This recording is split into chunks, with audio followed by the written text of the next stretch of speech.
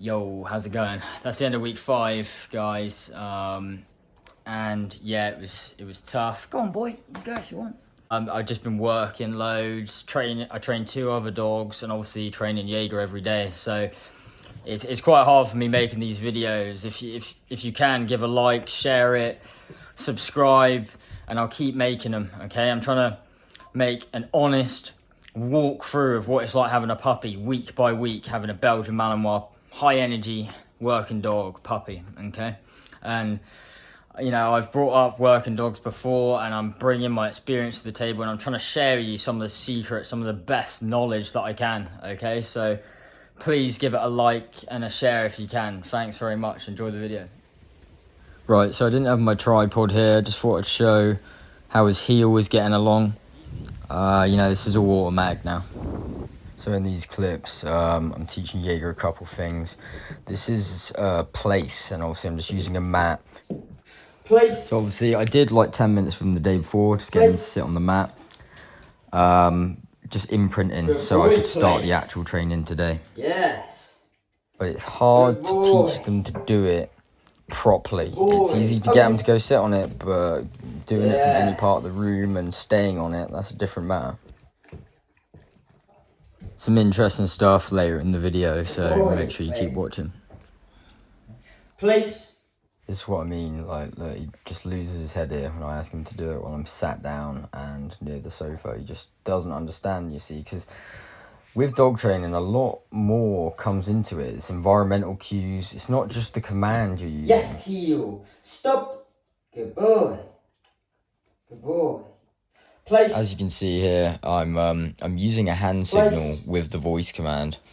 And there's 2 reasons for that. One, it helps them learn it faster. It's worked for me in the past with multiple dogs. And secondly, it means you can use the hand signal to make them do a command without saying a word, without being verbal. I know some people are against this and they think it makes it confusing. I don't at all. I've always had success with it. Sit. Wait. Look here, he tries to jump ahead a step. He tries to actually go on the mat before I sort of command him to, so I just take him back to the sit, take him back to the wait. This stubbornness, like, just progresses your training quicker. Place. So what actually happens here is actually crazy. Watch his critical thinking skills. Look, he's shuffling his feet, he's trying to get his feet on the mat, and then he finally sits. That really shows how much he's thinking about this, okay? Boy, place. Wait. This next thing I'm about to explain is really important and applies to a lot of other aspects of dog training. So, look, see how I say okay? Okay. And then he's allowed to leave? That's called a release word, and it applies to a lot of different things in dog training. You know, okay, you can jump out the car. Okay, you can go through that door. Okay, you can eat that thing on the ground. It's a release word. It's really important. I say this time and time again, and basically, because I'm using treats, right, doesn't mean I'm going to continue to use treats. Because this ain't about treats. That's just to get his initial interest. As you can see, he's enjoying this. This is a game. And that's what everything I do turns into. It turns into a game. And if you keep watching, you'll see that he does this without treats at the end. Good boy.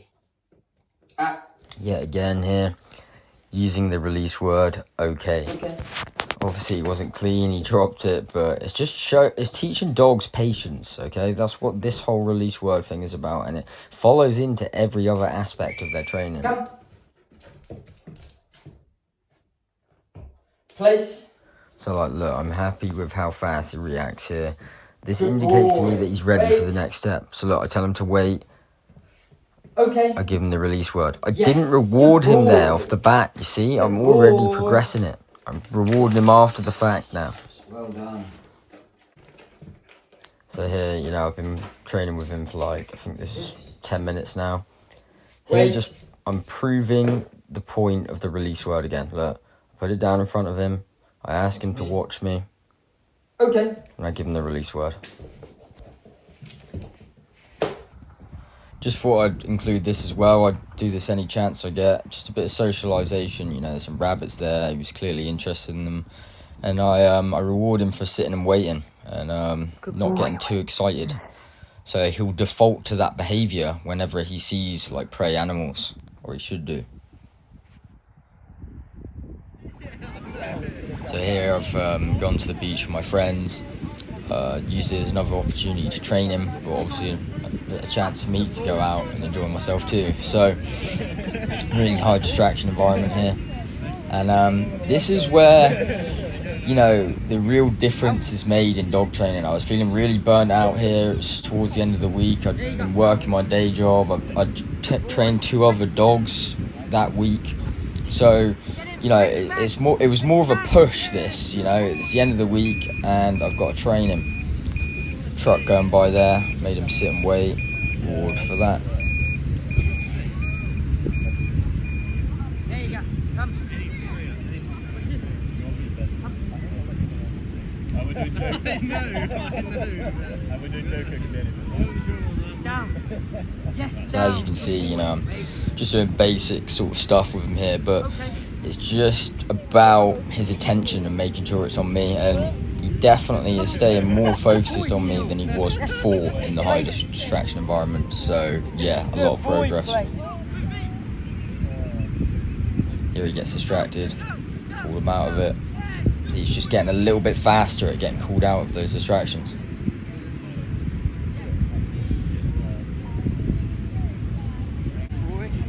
Stop.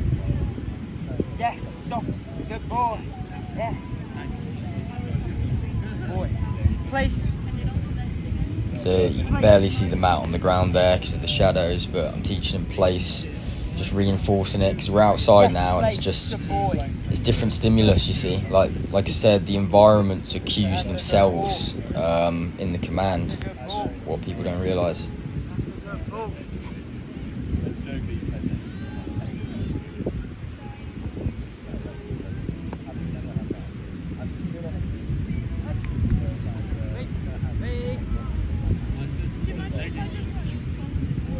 He's got something in his mouth, and I say open as I open his mouth. So if you say that to your dog every time you open their mouth, obviously they'll just get used to it. It's same as in whenever he has a drink, I say drink, and you can actually teach your dog to do stuff like that just by them doing it themselves, you know.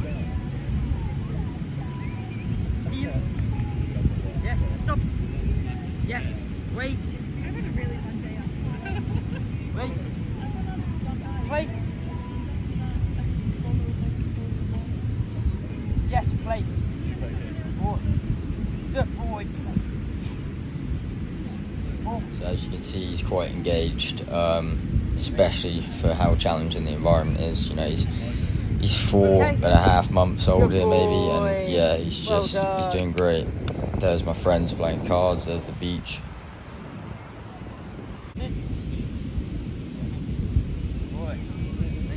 See, something like this seems really tedious of me, and there's a reason I included it. You know, I just asked him to sit properly while I gave him the water, and there's a reason for that. When he's massive, that will become a problem. You know, him barging over your arm, spilling the bowl. You've got to be aware of things like that.